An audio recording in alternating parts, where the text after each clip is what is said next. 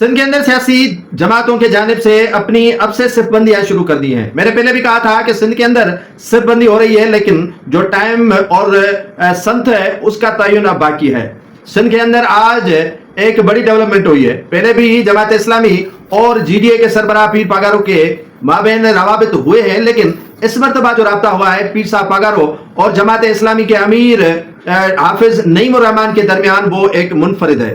Different اسی لیے بتا رہا ہوں کہ اسلام آباد سے لے کر راولپنڈی سے لے کر کراچی تک، اور کراچی سے لاہور سے لے کر جو پنجاب کے دیگر علاقے ہیں وہاں صف بندیاں ہو رہی ہیں. ایک دوسرے کو یکجا کرنے کی کوشش ہو رہی ہے اور ایک دوسرے کو اپنی اپنی کیمپ میں لانے کا جو طریقہ کار ہے وہ وضع کیا جا رہا ہے. آگے چل کر سیاسی طور پر تنہا کس کو رکھنا ہے اور کس کو اسپیس دینا ہے، یہ بھی سارے جو ہے وہ کیلکولیشن کر دی جا رہی ہے. اور اسی کیلکولیشن کے تحت سندھ میں پاکستان پیپلز پارٹی کو ٹف ٹائم دینے کی پہلے سے پریکٹس اور جو ہے وہ تیاری کی جا رہی ہے. اور یہ آہستہ آہستہ نہیں بلکہ کافی عرصے سے چیمیں گوئیاں چل رہی ہیں کہ سندھ کے اندر بڑا انقلاب آنے والا ہے، اور انقلاب پیپلز پارٹی کو ایک کوزے میں بند کرنے کے لیے جلایا جا رہا ہے. اور جو پیپلز پارٹی کے اینٹی جماعتیں ہیں بات سوائے ایک آدھی کے تمام تر جماعتوں کو یکجا کیا جا رہا ہے، تاکہ آگے چل کر پیپلز پارٹی جو ہے وہ مطالبات یا پیپلز پارٹی پر جو وزن ڈالا جائے اس سے انکار نہ کر سکے. اور پیپلز پارٹی سے ابھی کافی کام لینے ہیں